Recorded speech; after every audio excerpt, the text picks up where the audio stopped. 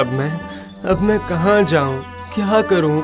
मेरी वजह से ही शांति को इतना दुख सहना पड़ता है। पूरा पूरा दिन काम करना पड़ता है। पति होकर भी मैं उसके लिए कुछ नहीं कर पाया।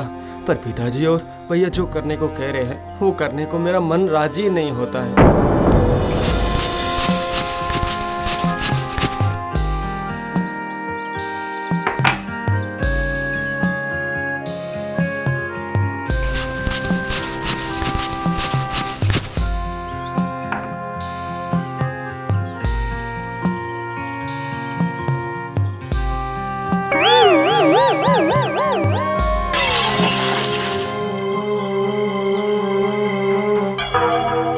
अरे सब तोड़ डाला इसने, सब खत्म कर दिया। ये तुमने मेरा कितना नुकसान कर दिया रे छोटी। मेरे मायके से लाई हुई कप और प्लेट तूने जानबूझकर तोड़ी है। नहीं दीदी, मैंने जानबूझकर कुछ नहीं किया। दरअसल मेरी तबीयत इतनी खराब है कि उठते ही मुझे चक्कर आ गए थे, बस इसीलिए टूट गया। चुप कर, मुझे ज्यादा मत सिखा। ऐसी तबीयत के बारे में मैं अच्छे से जानती हूँ, समझी? जब पति ही नहीं कमाता तो तबीयत खराब भी रहे ना तो भी काम करना पड़ेगा तुम्हें। इतने नखरे मत दिखाओ, समझी? अरे रे, अब ये क्या कर दिया? हाँ, ये कप प्लेट कैसे टूट गई? और कैसे? इस औरत ने जानबूझकर मेरे पिताजी की दी हुई कप और प्लेट तोड़ डाली और अब कह रही है कि चक्कर आ गया था। इस तरह का काम करने के बाद भी झूठ बोलते हुए तुम्हें शर्म नहीं आती? वो झूठ नहीं बोल रही है भैया, सच में उसे बहुत तेज बुखार है। तो अपनी पत्नी के प्रति जब इतनी ही संवेदना है तो जाना कामचोर, दो लोगों का घर लूट के एक क्यों नहीं लाता? नालायक कहीं के। मैं डकैती करके कुछ नहीं ला सकता, इसीलिए। तो चुप कर। तू सिर्फ इस दुनिया का ही बोझ नहीं है, हमारे वंश का भी कलंक है तू। पहले पिताजी का और अब मेरा नाम सुनते ही सभी कांपते हैं, समझा? इतना ज्यादा खौफ है हमारा, दरोगा भी हमारी परछाई तक को मारने से डरता है। और इस घर का बेटा होकर तू छी छी छी छी छी छी। पिताजी, आज आपको इस समस्या का कोई ना कोई हल निकालना ही होगा। निकालूंगा, जरूर निकालूंगा। सुनो कुल कलंक, तुमसे मैंने कल रात ही कहा था कि बिना कुछ लिए इस घर में मत घुसना। उसके बाद भी घर वापस आ गया। तेरी इतनी हिम्मत हुई? क्या करूं पिताजी, कल आपने जिस गांव में मुझे भेजा था उस गांव में बाढ़ के कारण सब कुछ तबाह हो चुका है। वहाँ के लोग खाने के अभाव से भूख से तड़प तड़प कर मर रहे हैं। ऐसे हालात में मैं उनके घर बार कैसे लूट लूं, बताइए तो। हाँ, बड़ा आया दयावान बनने हरिश्चंद्र कहीं का। सुन, डकैतों के मन में इतनी दया माया नहीं रहनी चाहिए, समझ गया? और फिर अब तुझे और तेरी बीवी को दोनों वक्त का फ्री का खाना भी मैं नहीं दे पाऊंगा, समझ ले। सुन भोला, तो अगर आज भी खाली हाथ लौट कर आया ना तो फिर कल से तुम दोनों में से किसी को ना इस घर में खाना मिलेगा और ना ही मैं रहने दूंगा। जा, दूर हो जा मेरे सामने से, दूर हो जा। जा बेटा, मैं अच्छे से जानती हूँ तू नर्म हृदय का है, लोगों का दुख देख नहीं सकता है, पर अपने भाई और बाप की इज्जत के बारे में सोच ना।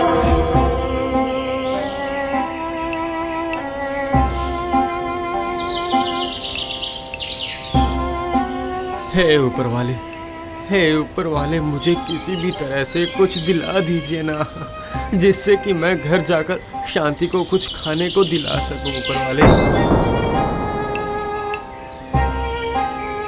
ये क्या वत्स, यहाँ ऐसे पेड़ के नीचे बैठकर ऐसे व्यर्थ में आंसू क्यों बहा रहे हो तुम?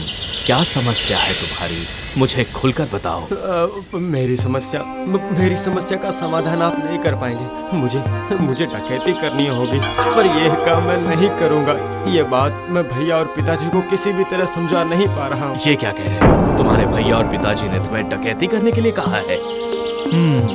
समझ गया, पर इसके लिए तुम्हें डकैती करने की कोई जरूरत नहीं बेटा। तुम्हें जो काम पसंद है तुम वो काम करो। पर भैया और पिताजी मुझे कोई दूसरा काम करने ही नहीं देते हैं। वंश का नाम बढ़ाने के लिए मुझे डकैती बनना पड़ेगा। नहीं, तुम्हें डकैती करनी नहीं पड़ेगी, मैं तुम्हें काम दूंगा बेटा।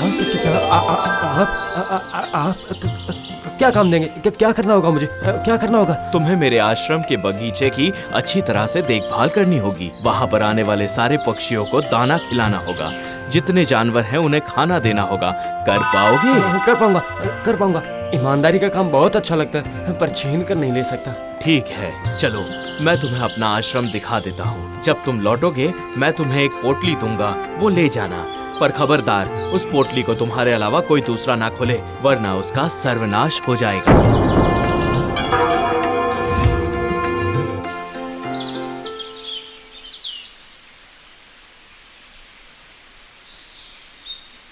शांति, शांति,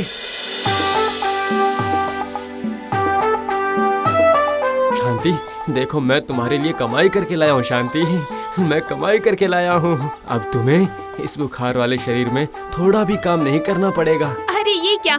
इसका मतलब आपने लूटपाट मचाई है? हाँ? अरे हे भगवान, इससे अच्छा तो मैं मर ही जाती। हाँ। नहीं नहीं नहीं नहीं, मैंने ऐसा कुछ भी नहीं किया है। भैया, पिताजी, क्या हुआ? हाँ? क्या हुआ? ये देखिए पिताजी। शाबाश बेटा, शाबाश। ये हुई ना बात मेरे बेटे। मेरे बेटे ने पहले ही दिन बहुत बड़ा दाव मारा है। इतने ही समय में इतना सारा माल कहाँ से मिल गया? किसे लूट कर आया तू? मैंने उनका नाम नहीं पूछा। माँ, अब तो शांति को थोड़ा आराम करने देंगे ना? हाँ जरूर दूंगी। अब तू कमा कर लाया है तो इस घर में इसकी इज्जत भी तो बढ़ेगी ना। हाँ। अच्छा, तो अगर ये आराम करेगी तो घर के काम कौन करेगा बताइए? अच्छा, काम तुम करोगी? इतने दिनों तक आराम किया है और छोटी बहू ने ही सारा काम किया है। इस बार काम तुम करोगी, ठीक है? क्या कहा? मैं?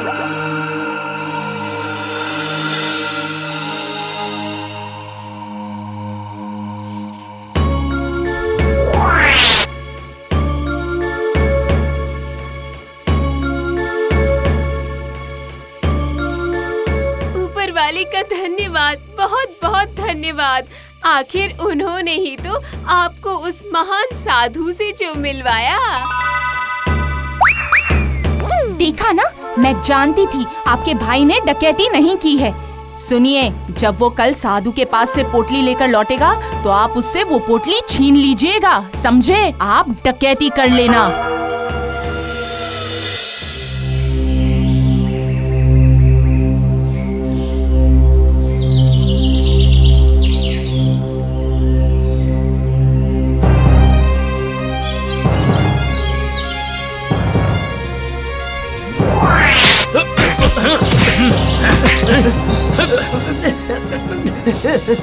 तुम कौन नहीं चाहता? मेरी बात सुनो। अगर इस थैले को मेरे अलावा किसी और ने लिया तो उसका सर्वनाश हो जाएगा। मेरी बात नहीं मानी, इस थैले को खोलते ही उसका सर्वनाश निश्चित है।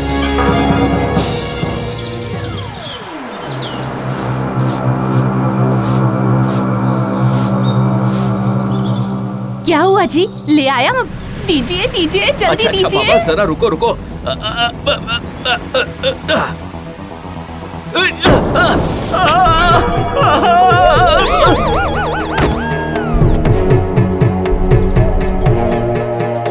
जी, आपको क्या हो गया? आप सुन रहे हैं? उठिए ना। क्या हुआ है आपको? ये आप क्या लेकर आ गए?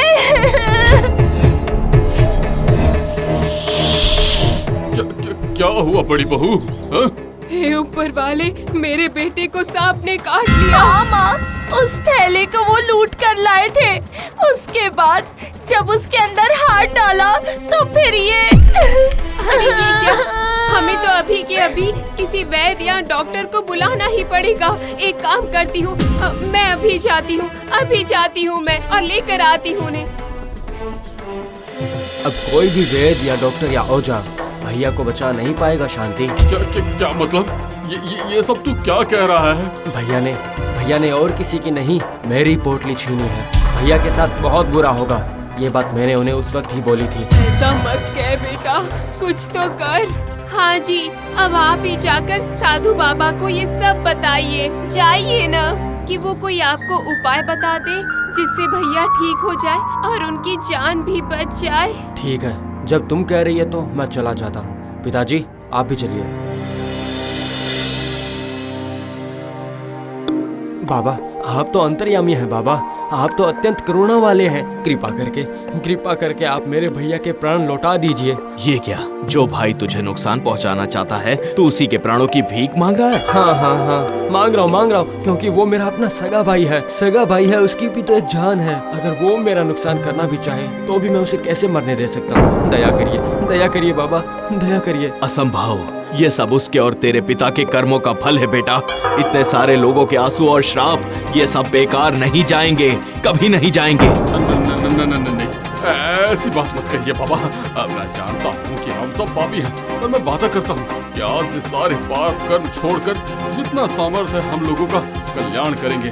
बस दया करके आप मेरे बेटे के प्राण लौटा दीजिए बाबा। सच्चे मन से अगर तुम लोग पाप का रास्ता छोड़कर मनुष्य के कल्याण में अपने आप को लगा लो तो ही तुम्हारा बेटा फिर से पहले की तरह जाग जाएगा, अन्यथा उसकी मृत्यु तो निश्चित है। नहीं बाबा, आप जैसा कहेंगे वो लोग बिल्कुल वैसा ही करेंगे। दया करके मेरे भैया को आप बचा लीजिए। तुम धन्य हो भोला। सच में तुम्हारा हृदय बहुत बड़ा है, तुम्हारी इंसानियत महान है।